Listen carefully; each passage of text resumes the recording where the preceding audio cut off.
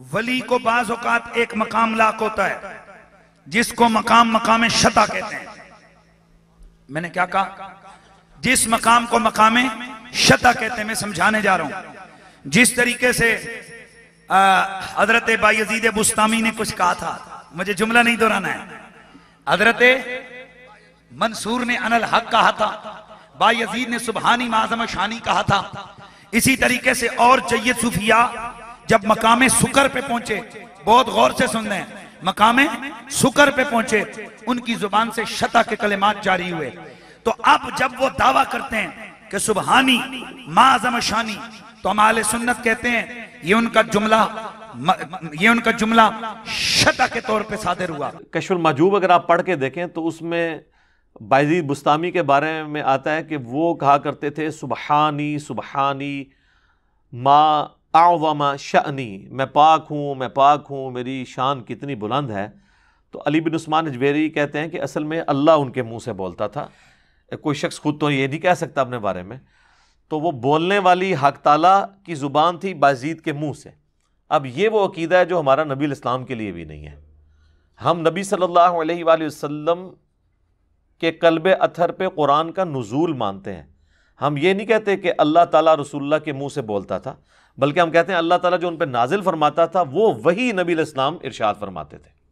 یہ عقیدہ تو ہمارا نبی علیہ السلام کے بارے میں بھی نہیں ہے.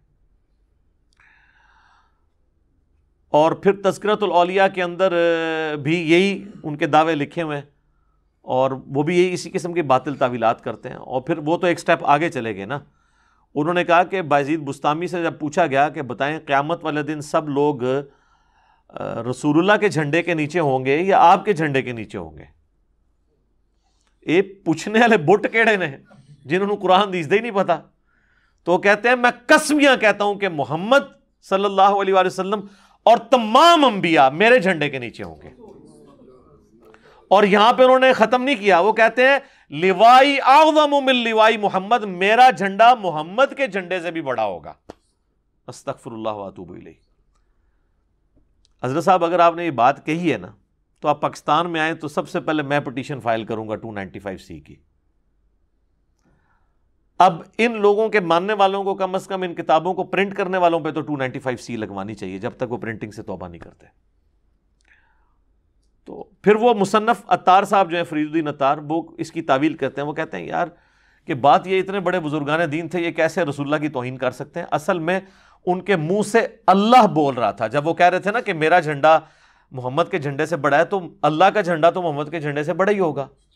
ایک جھوٹ کو چھپانے کے لیے ایک اور جھوٹ بولا, اور وہ جھوٹ اتنا بڑا بلنڈر ہے کہ قیامت والے دن تو جھنڈا ہونا ہی ایک ہے.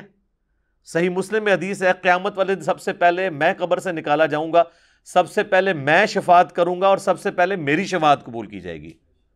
اور صحیح مسلم میں حدیث ہے کہ سب سے پہلے میں جنت کے دروازے پر جاؤں گا, دستک دوں گا, تو دستک کے اگینسٹ جواب آئے گا فرشتے کی طرف سے, کون؟ تو میں کہوں گا محمد. تو وہ مجھے کہے گا کہ مجھے اللہ کی طرف سے یہی حکم تھا کہ یہ جنت کا دروازہ سب سے پہلے آپ کے لیے کھلا ہے.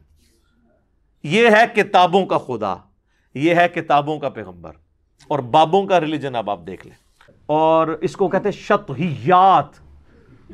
عربی میں اتنا موٹا لفظ رکھا ہے کوئی ڈر جائے کہ پتہ نہیں کیڑی قرآن حدیث ہے. اس کا آپ اردو میں ترجمہ کریں تو بنتا ہے بونگیاں. ہاں سر, شطحیات کا آپ ترجمہ کر لیں. اول فول جو بول دے نا اس کو کہتے ہیں شطحیات, بونگیاں. وہ کہتے ہیں وہ جو ہے نا وہ خاص کیفیت میں ہوتے ہیں. اچھا وہ کیفیت, وہ کہتے ہیں جی دیکھیں وہ کیا کہیں گے میں بتاتا ہوں. وہ تو کہتے ہیں حدیث میں ہے, وہ حدیث بخاری میں موقوفاً مولا علی کا قول ہے, اور ابن ماجہ میں مرفوعاً نبی علیہ السلام سے ہے کہ 3 لوگ ہیں جن سے اللہ تعالیٰ نے قلم اٹھا لیا ہے. نمبر 1 جو بچہ ہے نابالغ, نمبر 2 سویا ہوا شخص, اور نمبر 3 جو پاگل ہے. پاگل کون ہوتا ہے؟ بونگیاں, شطحیات. تو وہ کہتے ہیں ان سے تو قلم ہی اٹھا ہوا ہے. تو سر پھر آپ ان کو بزرگ بنا کے تو پیش نہ کریں نا. آپ کہیں کہ یہ مجنون تھے تو ہم ٹھیک ہے, کلندر تھے, وہ کلندر بھی مجنون کو ہی کہہ رہے ہوتے ہیں نا.